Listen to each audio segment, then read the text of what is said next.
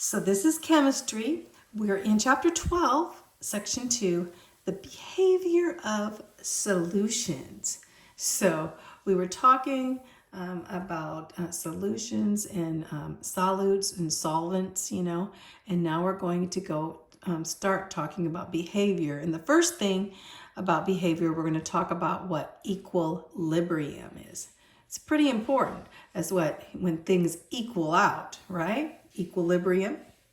So when we think of equilibrium, of course, you think if there is sufficient solute present, eventually the rate of crystallization becomes equal to the rate of dissolution. So it just stops, right? Because the solution is equal, okay?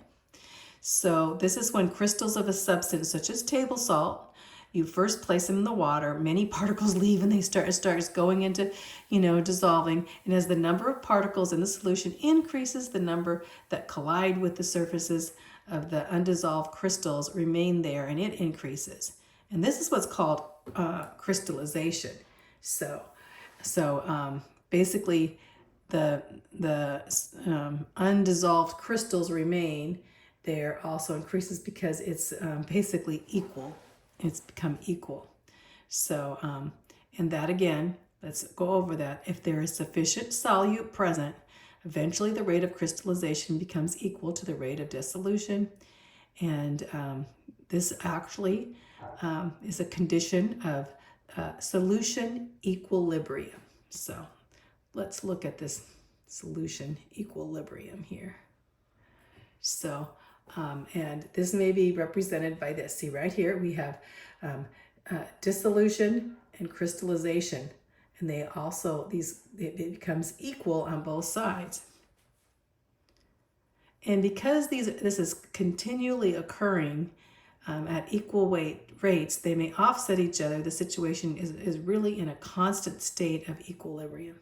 So as one of the crystallization becomes more, dissolution it goes back and forth and becomes, this is a dynamic, means basically it's ongoing, it doesn't stop. Things don't just totally stop because things are actually always happen. Of course, the atoms are in constant motion and molecules in constant motion. So this process of equilibrium is dynamic.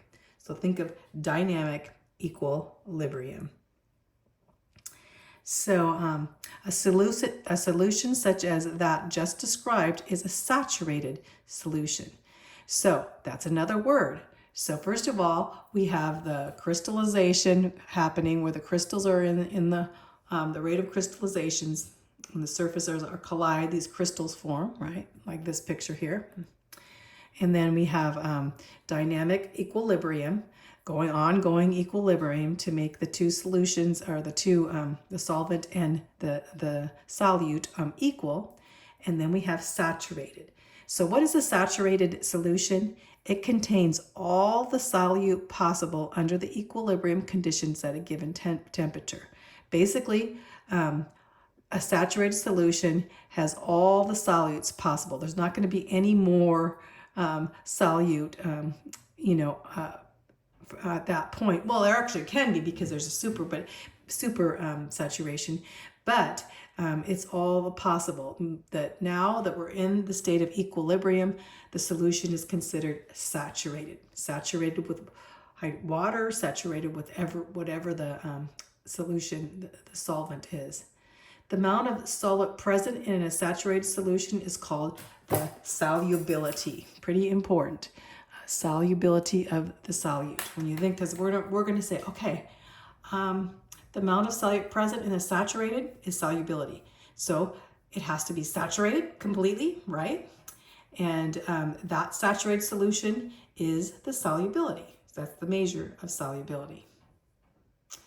And since this solubility varies with temperature, the temperature must be specified. Because if it's a higher temperature, the solubility will change, right?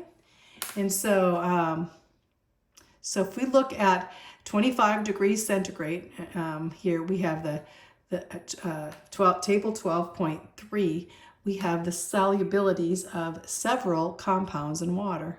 and what that solubility is and how they measure it.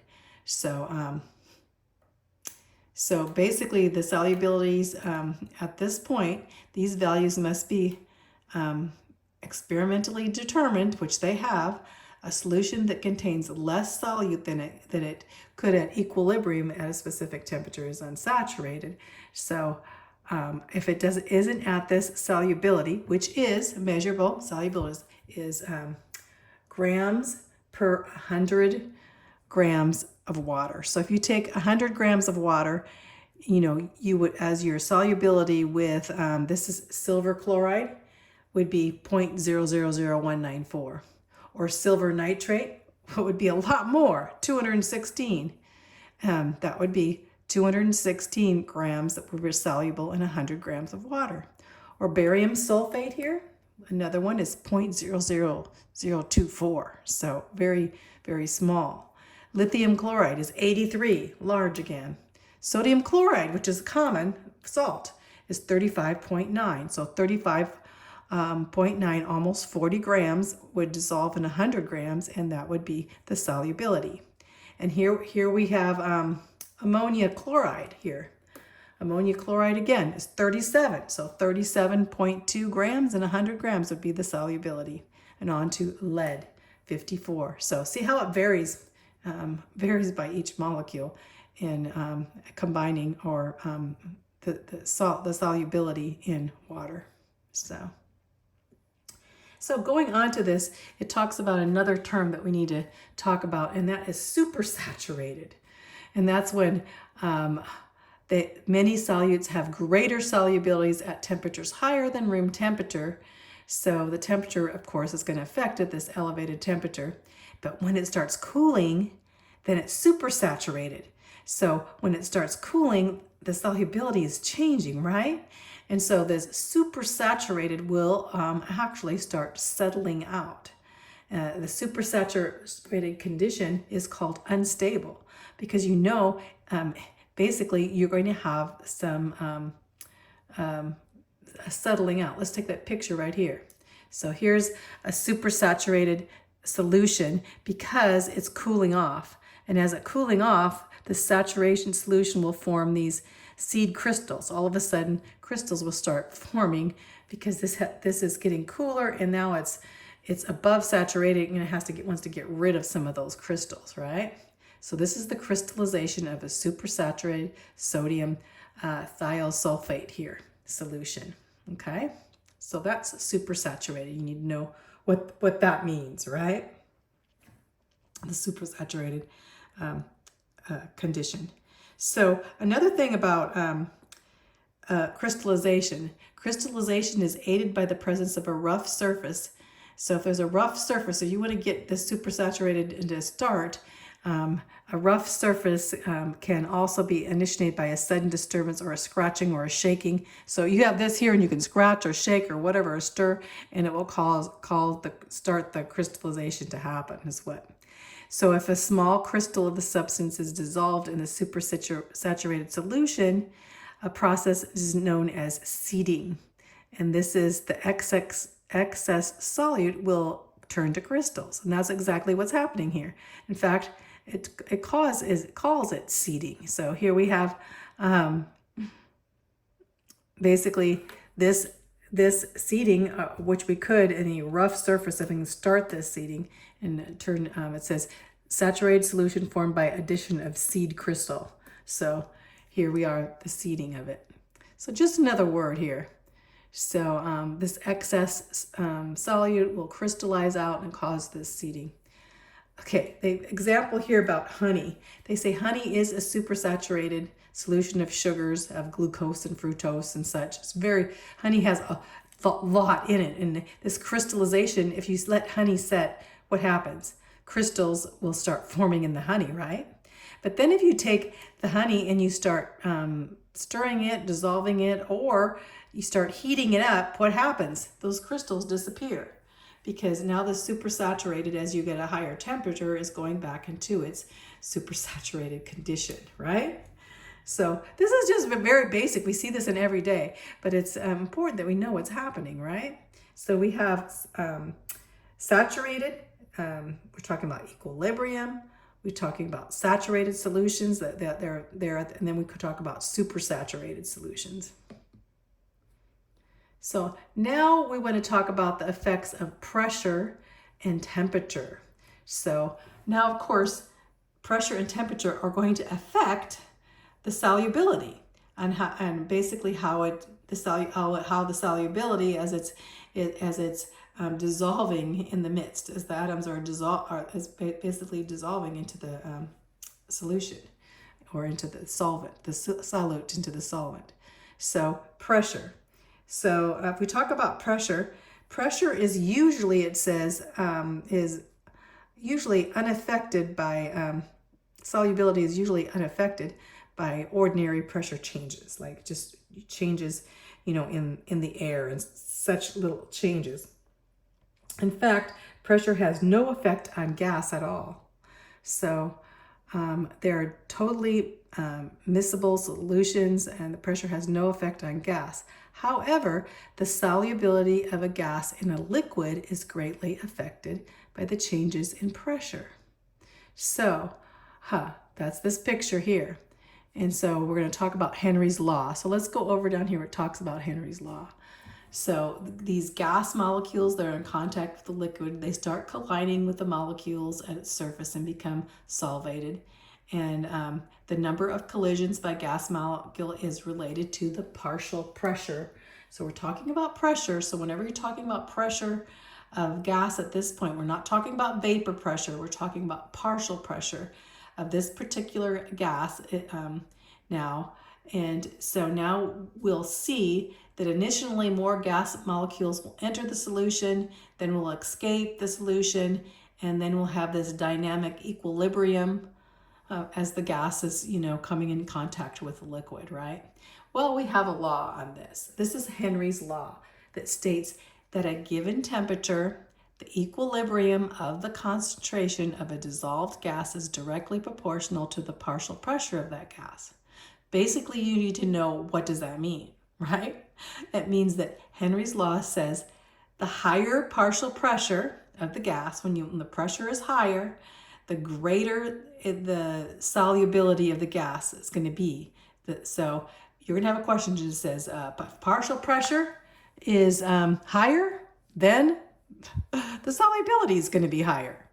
And this also applies to each gas in a mixture of gases such as air too. So it will apply in the gas. So an example here would be of gas and liquid of, say you have some carbonated beverage.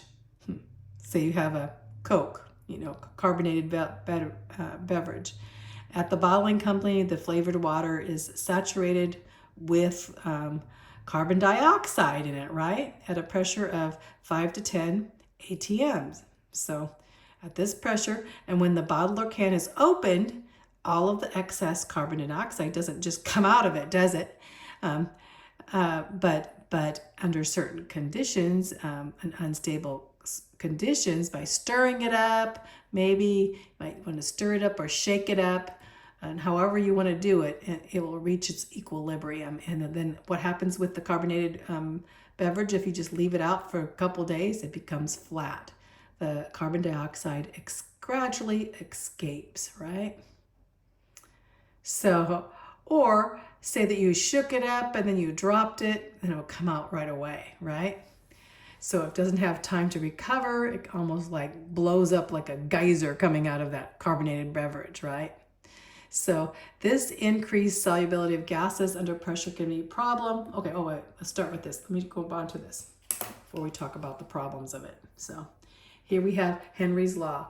We have the gas molecules here in the midst. This is carbon dioxide in water producing carbonated beverages, right? And so now we're going to push this pressure down. So you're going to put pressure on him. This is partial pressure. The pressure's increased. And then there's an increased percentage of molecules will start dissolving more and more because of the pressure. So that's what it's saying. As you increase the pressure, you're going to increase the solubility. Just remember, that's what that whole thing's about. So the problems. There's a big problem. that has to do with deep sea divers. So basically what happened, we have one of the buildings of the Brooklyn Bridge and stuff, they had to go send divers down to basically not that deep, but when they came up, they would become very, very sick. And they didn't know why, what was going on, and so sick that some of them would have like stroke symptoms. And so they called this decompression sickness, or called it the bends. So what was happening there? So there was basically they were breathing air, in their air tanks underwater, and so wherever they were bringing had air, but this air has nitrogen in it, and so unless they would rise very slow to get the nitrogen, right away these nitrogen, well, if they would form bubbles, kind of like the carbonated beverages, right? And these bubbles in their blood would become very painful and a lot of times fatal, causing this decompression sickness. And this condition was caused by the formation of nitrogen bubbles in the bloodstream. And these bubbles obstructed the flow, causing like strokes, But now they do it differently. Instead of just taking air, they mix the air with a little bit of helium, and helium doesn't react like nitrogen does into the bubble situation, and so helium is less soluble, and then the nitrogen in the blood, and it works better. Also coming up very, very slowly over a long period of time, so that the nitrogen does not just all of a sudden burst into bubbles. Okay, let's talk about temperature. So temperature is another thing. So we talked about pressure. When you put the partial pressure on the partial pressure, you're going to increase the solubility with that pressure. Now, what about temperature? So you have, again, a gas and a liquid. So you have a carbonated beverage or so, and more gas molecules will leave the solution than enter it. As there's an overall decrease in the amount of dissolved gas, thus the solubility of gases decrease with increasing temperature. Okay, it's going to be opposite. I would think it would increase, but it's not. So when you have a test quencher, the solubilities of gases now will decrease with increasing temperature, because you're going to have more vapor leaving, in the midst. So let's go over that again. So as the temperature of equilibrium gas and liquid solution is raised, more gas molecules will leave the solution than enter it. So more are leaving. Thus, what's left there, the solubility that's left there, will decrease. So temperature will decrease solubility. Just remember these two things.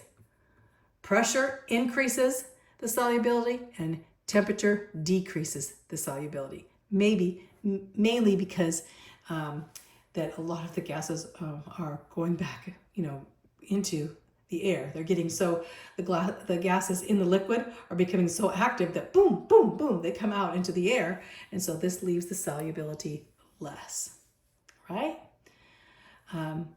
Most solid solutes have greater solubility in a liquid such as water as the temperature is raised. It says most, but a few show a decreased solubility. So there is an exception. Of course, almost everything we have exceptions in this too. So here are the solubility as a function of temperature. And I'm not going to go over all of these, but as you can see here, this solubility in the midst of temperature, you can see this table. As the table here, you can see the substance. Let's just take the first one, silver. Silver is Ag, nitrate. And then if it's at 0 degrees, that's the solubility. If it goes to 20 degrees, as 20 degrees, the solubility did go up at 60 degrees. And you see some are going up, solubility function of temperature, and you see some, of course, let's see, as some go up, some go down, and you can see, and so you see, here's a picture of the temperature, the solubility curves. So some are going down, decreasing, some are going up, so the solubility in water is variable, so if we can see. Let's see here. Well, anyway, here's as the solubility is a function of temperature of how many grams in water. So on these curves. So, but basically the general rule is that temperature will be affected as the gases start leaving in certain, and this is a function of temperature. These are substances. So this, when you look at this, the difference is, the big difference is, which you're going to find in your test question, is the solubility curves have to do with solid things. So let's go back here. Let's go back to the frontier I was talking. It's pretty important. Thus, the solubilities of gases decrease with temperature. Most solid solutes have a greater solubility in a liquid. Solids are opposite. So now, of course, we have the exception as solids. I didn't really focus on that, and that's really important. Gases tend to escape, so they have a decreased solubility. But if you have solutes of solids, not gases, they will have increased. And so that was pretty important because I was looking at these as gases. These are not gases, these are solids. So they will actually, as the temperature gets higher, there will be a greater solubility. So gases, we're not talking about gases. Gases will react differently and so a gas will have a decreased solubility, and these substances having solid substances have an increased. Because I was looking at these, they're increasing, but they're solids, they're not gases. So here we go, 122, 216, 40, they're going up as the temperature goes up. So temperature on solids will increase. On gases, decrease. So pretty important because I kind of told you that all temperature on all activities, but not on solids. Okay, these are solubility curves of solids, and see how they're all mostly going up here. Some coming down, but mostly going up. Okay, these are on solids, but not on gases. Okay, gases are opposite. Gases would be opposite; they'd be coming down, but solids are going up on temperature. So increased solubility with solids in temperature. So let's go back to that first part just to look at it. So the effects of pressure and temperature. Pressure, increase of pressure, increase of solubility. Increase of temperature, decrease in solubility of gas, but increase of solubility on solids. Just so you know, when you're talking about solids and liquids and gases and liquids, they're opposite. Okay? Okay, now we're going to talk about enthalpy. Enthalpy, we've had that before, but the solution process is going to be described in, of course, we went through, these divided into 3 steps. So basically, let's go back to 12.1, see if we, let's see. We have 12.1 here. 12.5.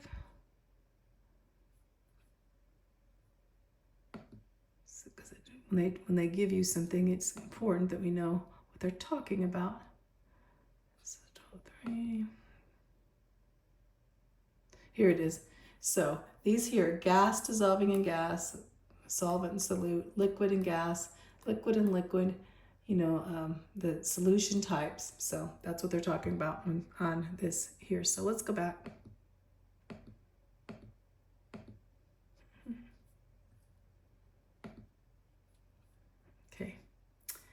So those solution process described may be divided into 3 steps. So these steps are pretty much common sense. But when you look at enthalpy of solution, what happens first? The solute particles separate and they form a crystal, right? And then the solvent molecules move apart to make room for solute particles that will enter the liquid environment. And then the solvent and solute particles interact and attract each other. So we have a solution process.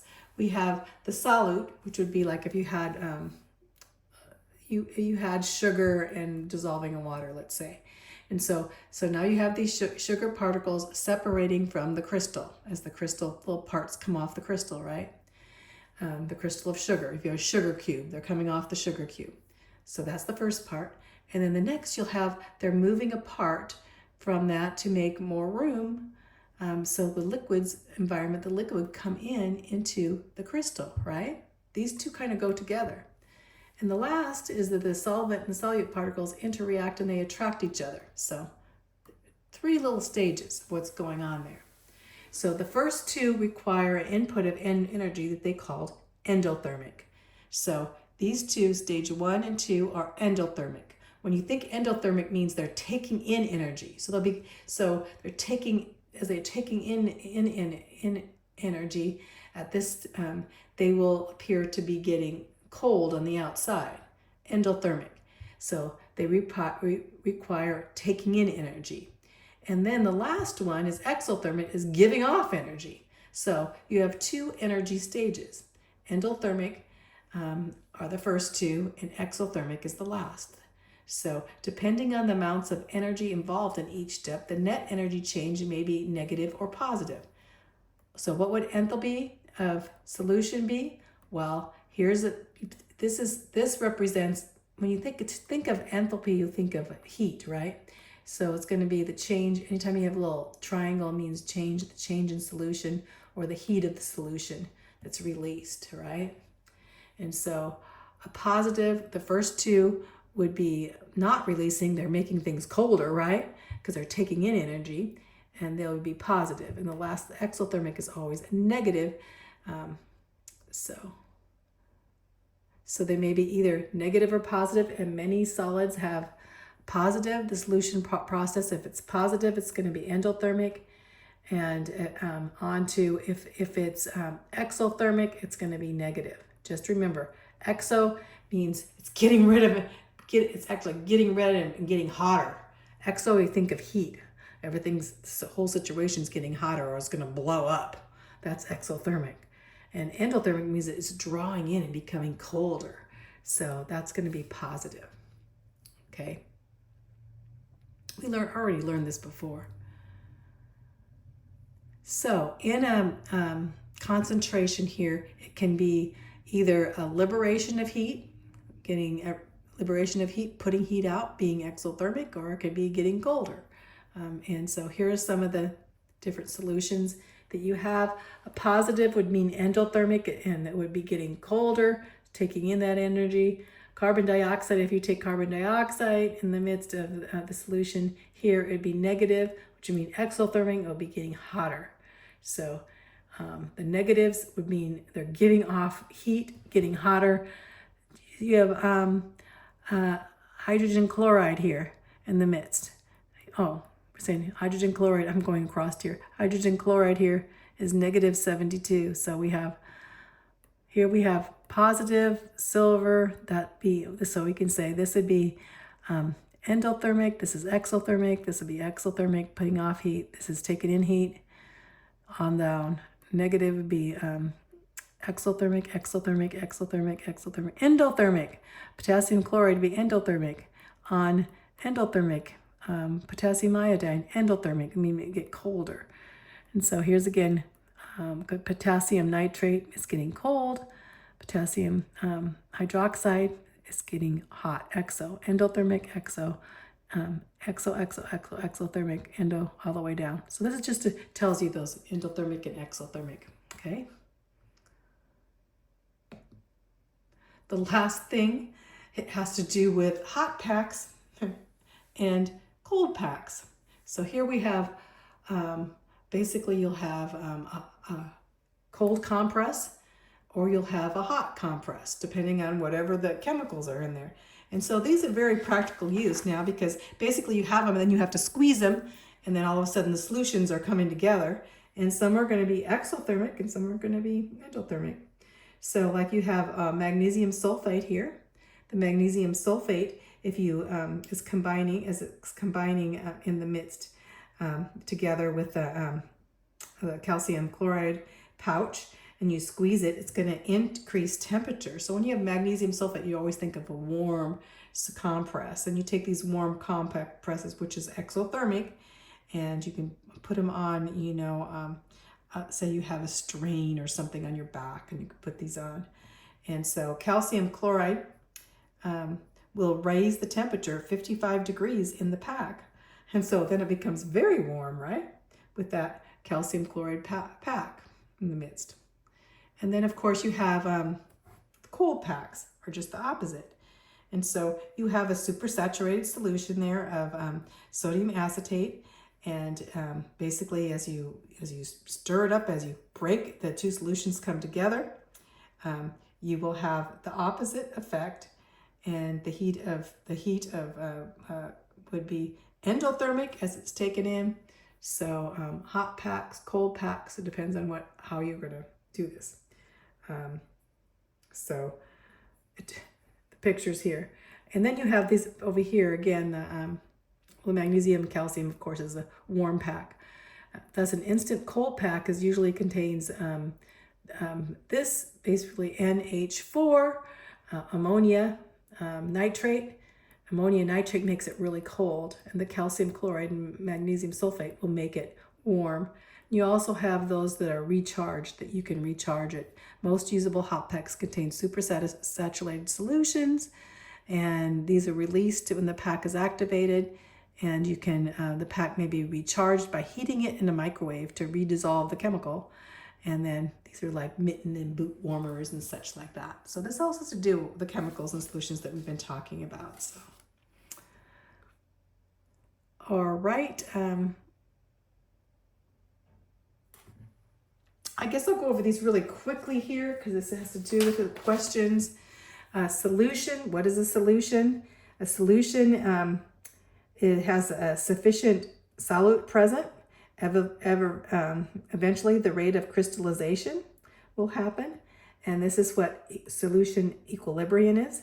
It becomes equal to the rate of dissolution. So the dissociation and the solution, basically those it's dissolving, the undissolved will remain constant because this is equilibrium. So it always wants to be in equilibrium. The solution equilibrium would be when the dissociation is equal to the crystallization, and they just stop. Number 2, dynamic equilibrium is the process of crystallization and dissolution continuously occurring. That this solution doesn't, when I say it just stops, it really doesn't stop, because there'll be a little bit going on, and it'll be dynamic because of the atoms moving around. It's dynamic, it's continuing. What is meant when a solution is described as saturated, unsaturated, and supersaturated?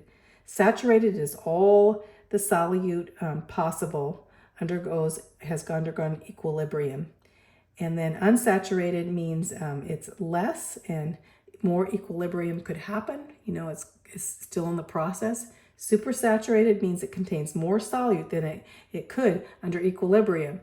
This is unstable condition, and usually, will have to be dealt with in some way, especially if the temperature, because of the change of temperature, sometimes it just like carbonated beverages, this blow up and fizz and such. That's supersaturated.